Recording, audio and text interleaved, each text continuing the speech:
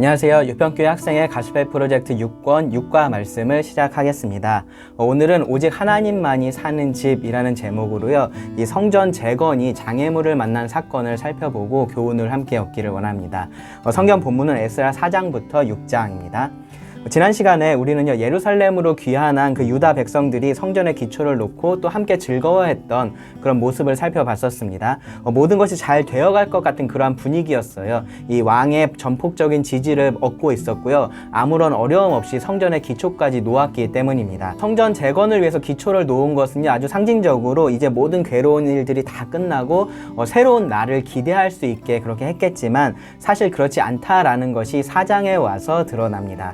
1절부터 3절 말씀을 함께 읽겠습니다. 사로잡힌 자들의 자손이 이스라엘의 하나님 여호와의 성전을 건축한다 함을 유다와 베냐민의 대적이 듣고 스룹바벨과 족장들에게 나와 이르되 우리도 너희와 함께 건축하게 하라. 우리도 너희같이 너희 하나님을 찾노라. 아수르 왕 에살핫돈이 우리를 이리로 오게 한 날부터 우리가 하나님께 제사를 드리노라 하니 스룹바벨과 예수아와 기타 이스라엘 족장들이 이르되 우리 하나님의 성전을 건축하는데 너희는 우리와 상관이 없느니라. 바사왕 고레스가 우리에게 명하신 대로 우리가 이스라엘의 하나님 여호와를 위하여 홀로 건축하리라 하였더니 돌아온 하나님의 백성이 성전을 건축한다라는 말을 듣고요. 어떤 사람들이 이 리더인 스룹바벨과 또 족장들을 찾아와서 그들을 돕겠다라고 말을 했습니다. 건축이라는 것이 항상 일손이 필요하기 때문에 사실 당연히 오케이를 해야 될 그런 상황인 것 같지만 이 귀환한 자들의 리더들은요, 그들의 도움을 거절했습니다. 스룹바벨은요, 바사왕 고레스의 명령을 근거로 들어서요, 성전 재건은 귀환한 자신들이 해야 할 일이고 이 땅에 이미 있었던 사람들은 상관이 없다라고 그렇게 주장을 했어요. 사실 이 고레스의 명령은요, 귀환한 자들만 성전을 건축해야 한다라는 것은 아니었기 때문에 얼마든지 그 땅에서 이미 살고 있었던 사람들의 도움을 받을 수 있었습니다. 그러니까 스룹바벨은 도움을 받고 싶지만 어쩔 수 없다라고 그렇게 말을 한 게 아니라요, 너희들의 도움은 필요 없고 받고 싶지도 않다라고 그렇게 말을 하고 있는 겁니다. 당연히 도움이 필요했던, 실제적으로 도움이 필요했던 이런 상황에서 스룹바벨은 왜 거절을 했을까요? 진짜 이유는요, 도와주겠다라고 말했던 이 사람들이 어떤 사람들이었냐에 있습니다. 이들은요, 우리도 너희와 같이 너희 하나님을 찾노라 라고 말하면서 그들과 우리가 다르지 않다라는 얘기를 강조를 했어요. 자신들도 하나님을 섬기는 사람들이다 라고 말을 했습니다. 하나님께 제사를 드린다 라고 말을 했어요. 그런데 이것은 사실의 절반일 뿐이었습니다. 이들은요, 스스로를 아수르 왕 에살핫돈이 이리로 오게 했다라고 그렇게 말을 했는데요. 에살핫돈은 강제 이주 정책을 펼쳤던 이 아수르의 왕입니다. 아수르는 당시에 다른 나라들을 이렇게 점령을 하면서 단순히 그 나라들을 식민지로 그렇게 삼았던 것이 아니라 이 민족을 완전히 융합하는 그러한 정책을 실행을 했었습니다. 여러 민족을 이주시켜서 함께 살게 만들어서요, 이 민족성을 잃어버리게 했고요. 그래서 아수르로 그들 모두를 이렇게 통합하려는 그러한 목적을 가지고 있었습니다. 북이스라엘을 점령했을 때도 그래서 이 아수르는 같은 일을 했었어요. 그래서 여러 민족이 북이스라엘 땅으로 이렇게 이주를 해왔었고요. 그곳에 정착해서 살게 되었었습니다. 그들의 후손이 바로 지금 이 성전 재건을 돕겠다고 나섰던 그 사람들인 거죠. 이스라엘 백성들이 가나안 땅을 정복할 때 하나님은 그 땅의 백성과 결혼하지 말라고 하셨어요. 통혼을 금지를 하셨습니다. 그 이유가요, 단순히 뭐 순수한 유대인 혈통을 이렇게 이어야 된다, 이제 그런 문제가 아니라 신앙의 문제였습니다. 그 가나안 땅에 살던 백성들이 섬기던 그 신을 이들이 함께 섬기게 될 것을 하나님께서 염려하셨던 거죠. 그리고 실제로 그런 일들이 일어났었잖아요. 이것은 신앙의 문제였었던 것처럼 지금 이들의 도움을 거절하는 이유도 사실은 신앙적인 문제입니다. 이들은 하나님을 찾고 하나님께 제사를 드린다라고 그렇게 말은 하지만 하나님만을 섬기는 참된 신앙을 가지고 있지는 않았었던 거죠. 포로로 잡혀가기 전에 이스라엘과 유다의 백성들이 그렇게 했었던 것처럼 이들도 하나님도 섬기는 그러한 사람들이었었던 겁니다. 따라서 우상 숭배로 인해서 포로 생활을 하고 돌아왔던 이 유대인들에게 있어서 이들이 가장 가까이 하면 안 되는 사람들이 사실 이런 사람들이었던 거죠. 그래도 진실된 마음으로 돕고자 하는 마음이었을 수 있지도 않을까라는 생각이 들 수도 있죠. 근데 이후에 이들이 했었던 일들을 보면요, 그렇다라고 하기 굉장히 어렵습니다. 만약에 이들이 진실된 마음으로 성전을 건축하고 싶었던 것이면 사실 이미 이들이 스스로 그렇게 할 수도 있었을 거예요. 그런데 그렇게 하지도 않았잖아요. 이들이 성전 재건을 돕겠다라고 나섰던 그 이유는요, 이 귀환한 사람들을 가까이에서 감시하거나 더 나아가서는 그것을 방해하려는 목적이 있었다라고 밖에 생각할 수 없습니다. 이들의 목적이 무엇이었든지 간에 이 돌아온 유대인들은요, 이들과 함께 무엇을 한다라는 것은 있을 수 없는 일이었고, 그랬기 때문에 스룹바벨을 비롯한 리더들이 거절을 했었던 거죠. 문제는 지금부터입니다. 이들은요, 이제 대놓고 대적이 돼서요, 성전 건축을 방해하기 시작했습니다. 4절과 5절을 보시면, 이로부터 그 땅 백성이 유다 백성의 손을 약하게 하여 그 건축을 방해하되 바사왕 고레스의 시대부터 바사왕 다리오가 즉위할 때까지 관리들에게 뇌물을 주어 그 계획을 막았으며, 이들은 아마 여러 가지로 유다 백성들을 낙담하게 했을 거예요. 나중에 느헤미야가 성벽을 건축할 때를 보면요, 여러 방면에서 참 다양한 방해가 있었다라는 것을 우리가 배우게 될 텐데, 아마 이들도 그렇게 다양하게 방해를 시도를 했을 겁니다. 특히 그들은요, 그 지방의 관리들에게 뇌물을 줘서 이 성전 건축이 진행되지 못하도록 그렇게 막았습니다. 고레스 왕이라는 더 위의 권력의 그런 명령이 있기는 했었지만, 더 가까이 있었던 이 관리들의 방해를 유다 백성들이 어떻게 할 수가 없었습니다. 그래서 성전 재건이 중단이 됐고요. 24절을 보면은 바사왕 다리오 제2년까지 중단되었다라고 말을 합니다. BC 536년에 시작된 이 성전 재건이 520년까지 약 16년 동안 중단이 된 겁니다. 16년이면 사실 짧지 않은 기간이죠. 성전 건축을 시작할 때 열정을 가지고 있었던 사람들 중에 어떤 사람들은 나이가 들어서 세상을 떠났을 겁니다. 또 그렇게 되지 않았어도 이 열정을 가지고 시작한 일이 장애에 부딪히고 진행이 되지 않으면서 처음의 열정을 잃어버리게 그렇게 됐을 겁니다. 이 성전 건축을 시작했던 사람들이 그렇게 됐었을 거예요. 외부의 공격이 내부의 문제를 일으키기 시작한 겁니다. 그래서 5장 1절을 보면요, 이 선지자 학개와 스가랴가 성전 건축에 대해서 예언을 했다라고 그렇게 말씀을 하는데, 학개는 당시 상황에 대해서 이렇게 책망을 했어요. 학개 1장 2절을 보시면, 만군의 여호와가 이같이 말하여 이르노라. 이 백성이 말하기를 여호와의 전을 건축할 시기가 이르지 아니하였다 하느니라. 4절도 보시면, 이 성전이 황폐하였거늘 너희가 이때에 판벽한 집에 거주하는 것이 옳으냐. 이런 식인 거죠. 그러니까 열심을 가지고 시작하려고 했었던 그 일이 잘 되지 않으니까 사람들이 이렇게 한 걸음 뒤로 물러선 겁니다.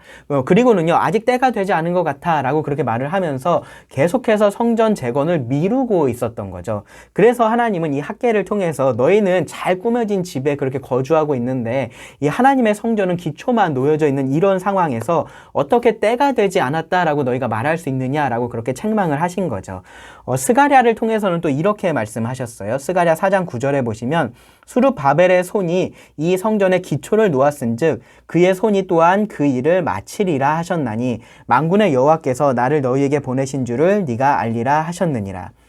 스룹바벨을 통해서 성전 건축을 마치실 것을 하나님께서 약속을 하신 거죠. 그리고 이 일은요, 상황이 어떻거나 그들이 가진 자원이 어떻거나 이제 그런 것들이 문제가 아니다라는 것도 말씀을 해 주셨어요. 스가랴 4장 6절을 보시면, 그가 내게 대답하여 이르되 여호와께서 스룹바벨에게 하신 말씀이 이러하니라. 만군의 여호와께서 말씀하시되 이는 힘으로 되지 아니하며 능력으로 되지 아니하고 오직 나의 영으로 되느니라. 즉 하나님께서 이루실 역사니까 하나님을 믿고 다시 성전 재건에 힘쓰라고 하나님은 이 유다 백성들을 책망도 하시고 격려도 하신 겁니다. 이에 성전 재건이 다시 시작이 돼요. 에스라 5장 2절을 보시면, 이에 스알디엘의 아들 스룹바벨과 요사닥의 아들 예수아가 일어나 예루살렘에 있던 하나님의 성전을 다시 건축하기 시작하며 하나님의 선지자들이 함께 있어 그들을 돕더니. 하지만 이번에도 마찬가지로 대적들이 가만히 있지는 않았습니다. 이번에는요, 다뜨네라는 그러한 총독이 성전 건축을 문제를 삼았어요.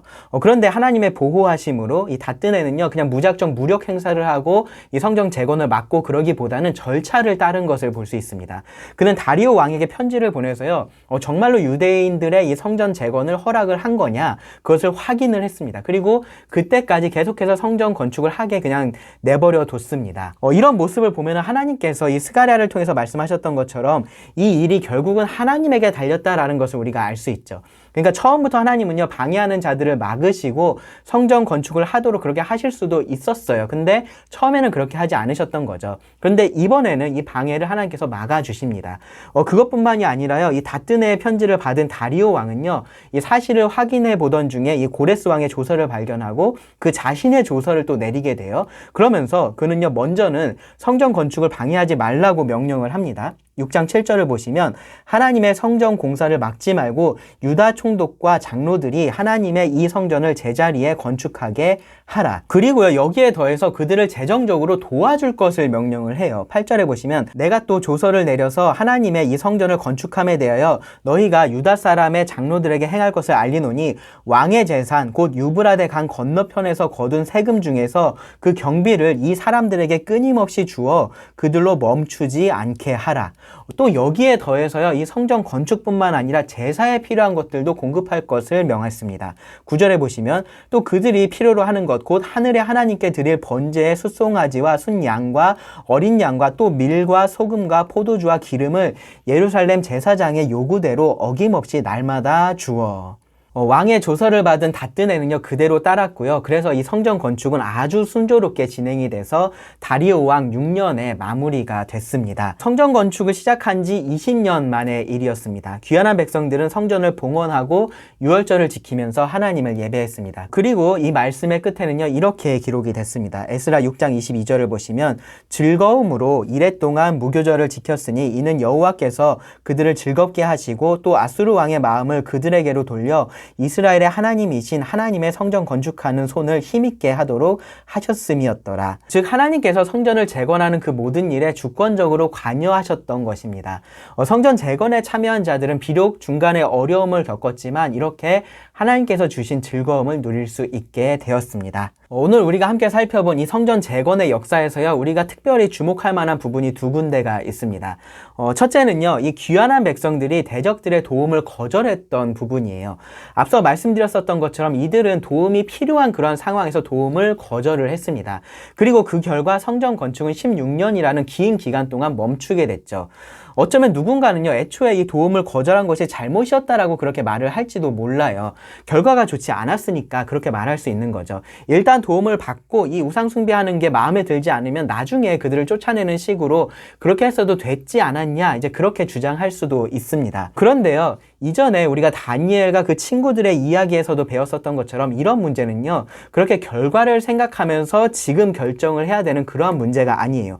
결과가 어떻게 되든지 지금 하나님께 순종하는 것, 하나님의 뜻을 따르는 것이 중요합니다.